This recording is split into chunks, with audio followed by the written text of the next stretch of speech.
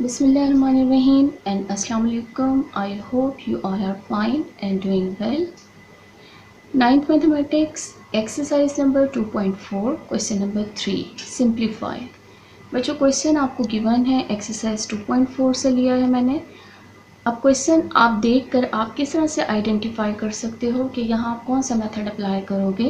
तो सबसे पहले आप देखें कि आपके पास क्वेश्चन में नंबर्स गिवन है और नंबर्स के ऊपर आपको एक्सपोनेंट्स गिवन है।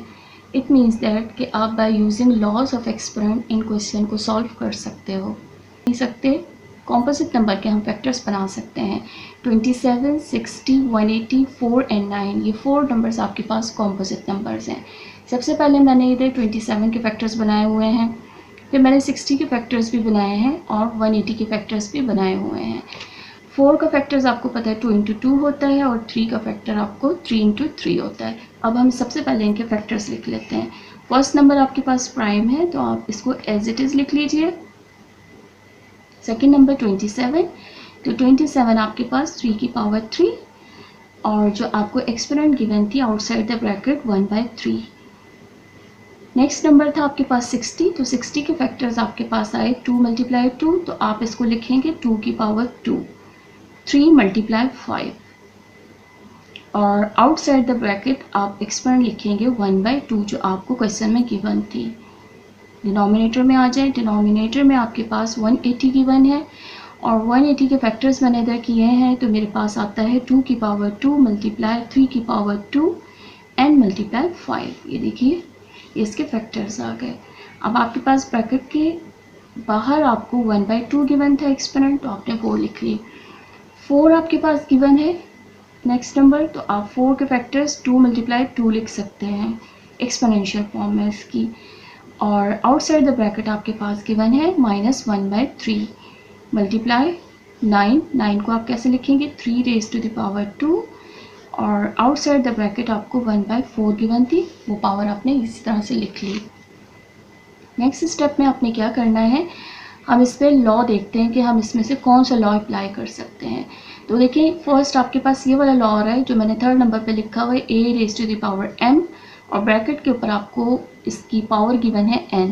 तो आप क्या कर सकते हो, आप इन दोनों एक्सपोनेंट और पावर को मल्टीप्लाई कर सकते हो। तो आपने 2 की पावर 1/3 एज इट इज़ लिख लिया और यहाँ आपने सेकेंड नंबर पे आपने लॉ अप्लाई कर दिया 3 × 3 मल्टीप्लाई 1/3। थर्ड नंबर आपके पास जो गिवन है ब्रैकेट में, इस पे आप कौन सा लॉ अप्लाई कर सकते हो, आप फर्स्ट लॉ अप्लाई कर सकते हो जहां आपके पास बेसिस डिफरेंट हैं बट पावर कॉमन है। देखिए बेसिस डिफरेंट है 2, 3 एंड 5 और इनकी पावर कॉमन आ गई 1/2। तो ये लॉ अप्लाई करना है आपने 2 की पावर 2 और इसके ऊपर 1/2। नेक्स्ट नंबर था इसका 3 और इसके ऊपर आपने 1/2 सेम पावर। और थर्ड नंबर था आपके पास 5, तो इसके ऊपर आपने 1/2 लिख दिया। डिनोमिनेटर में आ जाए, अब डिनोमिनेटर में आपके पास कौन सा लॉ अप्लाई होगा, सेम लॉ नंबर 1। बेसिस आपके पास डिफरेंट हो गई और पावर आपके पास कॉमन n आ गई और इधर आपकी पावर जो है वो 1/2 है। तो आपने इसको डिस्ट्रीब्यूट करना है, हर नंबर के ऊपर आपने इस पावर को डिस्ट्रीब्यूट करना है। तो 2 की पावर 2 मल्टीप्लाई 1/2, 3 की पावर 2 मल्टीप्लाई 1/2, 5 की पावर 1/2 आ गई। सेकेंड नंबर आपके पास है 2 2 और इसके ऊपर आपने सेकेंड लॉ अप्लाई करना है, थर्ड लॉ अप्लाई करना है। तो आप इसको मल्टीप्लाई करेंगे, मल्टीप्लाई -1/3। नेक्स्ट नंबर है आपके पास 3 की पावर 2 और आपके ऊपर आपके पास जो इसकी एक्सपोनेंट गिवन थी वो 1/4 गिवन थी। अब आपने क्या करना है, आपने इसको सिंप्लीफाई करना है। सिंप्लीफाई किस तरह से करेंगे, हम देखते हैं कि जो हमारी एक्सपोनेंट्स आई हैं, न्यू एक्सपोनेंट्स जो आई हैं, उनमें से कौन सी सिंप्लीफाई हो सकती हैं। तो देखिए 3 × 1/3 ये कैंसिल हो सकता है, 2 × 1/2 ये कैंसिल हो सकता है। डिनोमिनेटर में आपके पास 2 × 1/2 तो इसका 2 and 2 कैंसिल हो सकता है। इधर 3 के ऊपर 2 और ये 1/2 ये भी कैंसिल हो सकता है।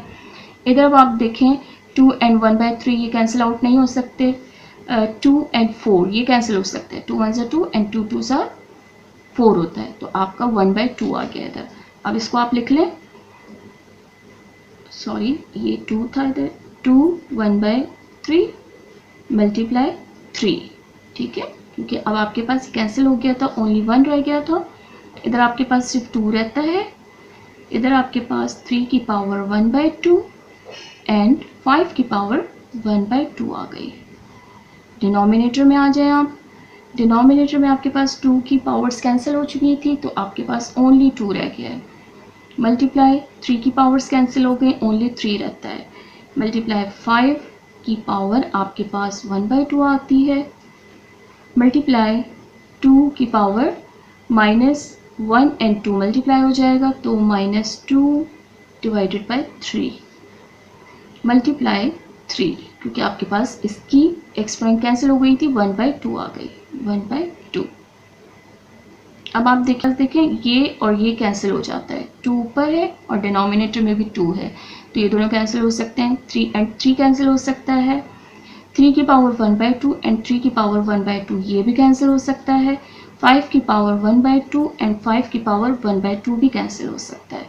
अब आपके पास ओनली 2 की पावर 1/2 डिवाइडेड बाय 2 की पावर -2/3 रहता है, ठीक है। अब देखिए बेसिस सेम हो गई आपके पास, अगर बेसिस सेम हो और वो डिवाइड हो रही हो तो आप लॉ अप्लाई कर सकते हो, a raise to the power m-n। तो आपने यही करना है कि आपने 2 की पावर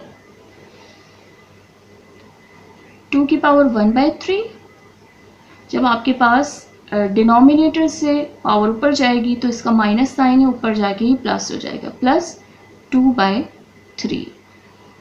अब आप देखें एलसीएम ले सकते हैं इसको, आपके पास एक्सपोनेंट आ रही है 1/3 प्लस 2/3।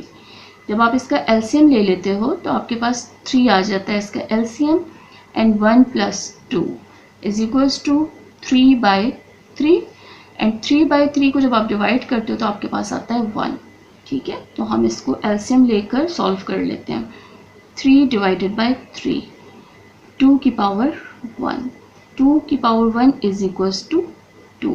तो ये आपका क्वेश्चन सॉल्व हो गया और इसका आंसर आ गया आपके पास 2। नेक्स्ट क्वेश्चन देखते हैं हम कि हमारे पास नेक्स्ट क्वेश्चन क्या है। नंबर 2, रेडिकल साइन के अंदर आपको वैल्यूज़ गिवन है और वैल्यूज़ क्या है आपके पास, 216 raise to the power 2/3, 25 raise to the power 1/2। Denominator में आपके पास डेसिमल में वैल्यू आ रही है। अब सबसे पहले हम इस डेसिमल को सॉल्व करते हैं। तो डेसिमल को सॉल्व करने के लिए आप क्या करेंगे, इसका डेसिमल रिमूव करेंगे।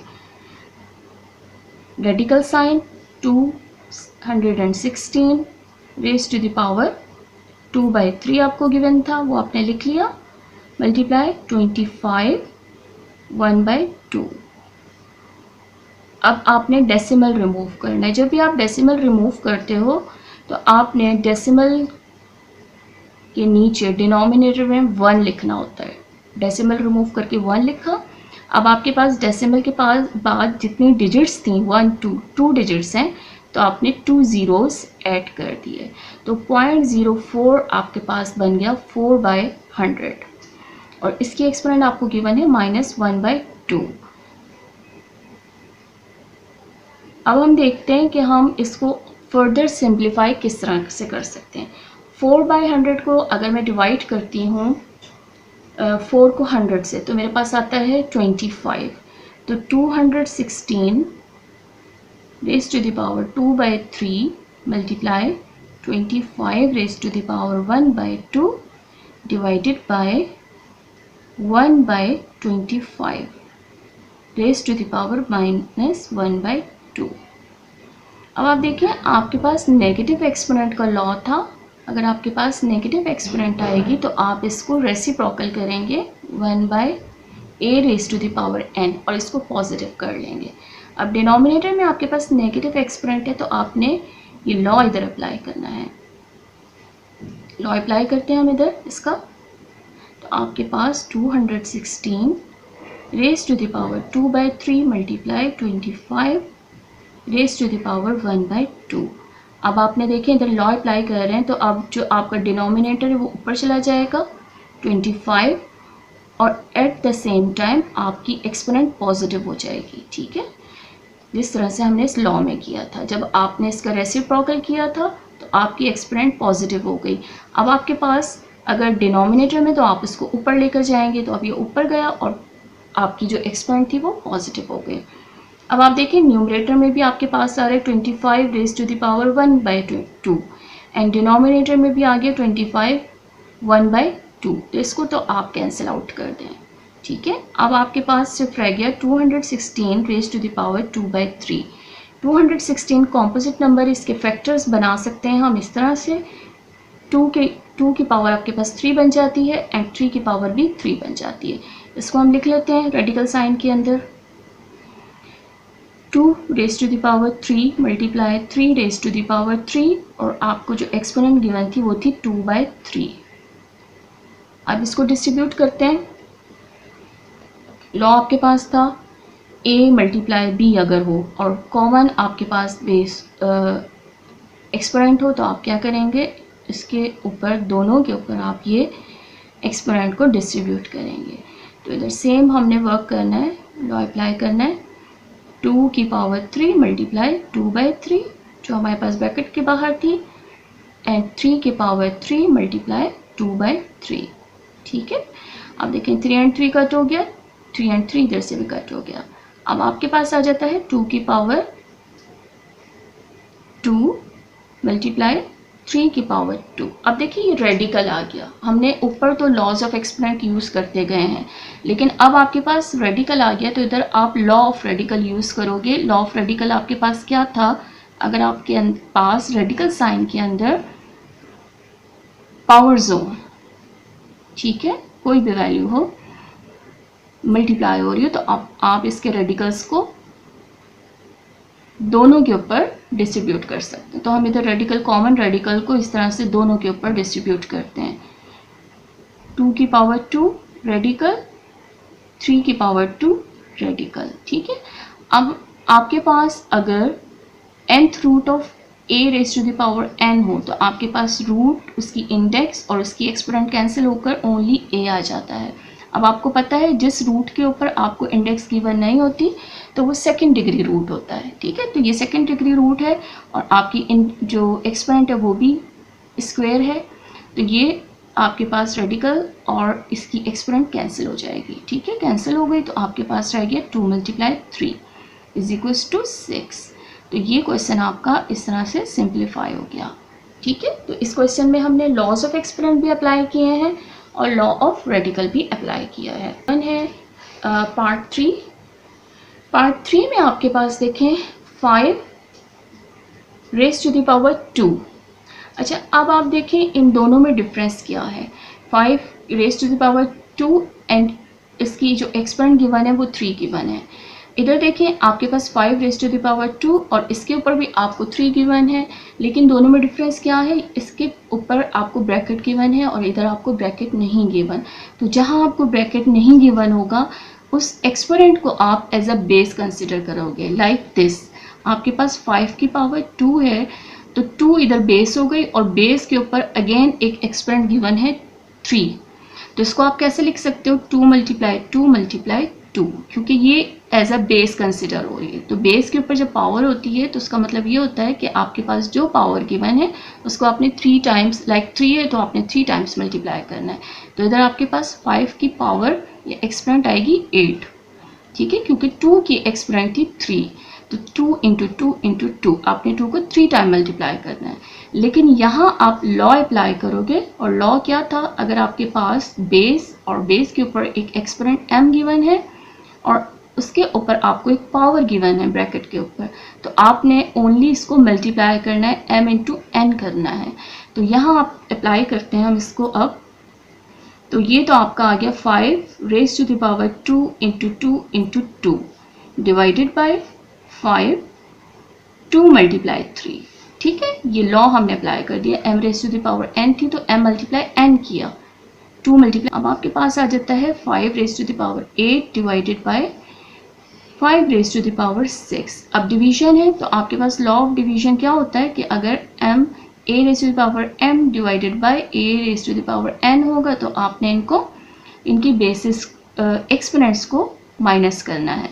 तो आप इसको माइनस कर दें, 8 माइनस 6 कर दें, तो 5 raise to the power 2 is equals to 25 आपके पास आंसर आ गया। सेम क्वेश्चन आपको पार्ट 4 में गिवन है। अब आपने क्या करना है, आपने फर्स्ट ये वाला लॉ अप्लाई करना है, x raise to the power 3 multiply 2 करना है इधर, जबकि आपने सेकेंड नंबर पर बेस पर x की पावर 3, x की एक्सपोनेंट 3 एंड मल्टीप्लाई पावर 2 के x की एक्सपोनेंट 3 एंड 3 की एक्सपोनेंट 2 गिवन है, तो आप 3 मल्टीप्लाई 3 2 टाइम्स इसको मल्टीप्लाई कर देंगे। x raise to the power 6 divided by x raise to the power 9। अब आपके पास बेसिस सेम है, तो आप और डिवाइड हो रही हैं, तो आप क्या करेंगे, इनकी एक्सपोनेंट्स को सब्ट्रैक्ट करेंगे। तो x raise to the power 6 minus 9, तो आपके पास आ गया x raise to the power minus 3। अब नेगेटिव एक्सपोनेंट को लॉ अप्लाई कर दें, इसको पॉजिटिव कर लें, इसका रेसिप्रोकल ले लें, तो आपके पास 1 डिवाइडेड बाय x क्यूब इसका आंसर आ गया। तो इस तरह से हमारे 2.4 के क्वेश्चन सॉल्व हो गए।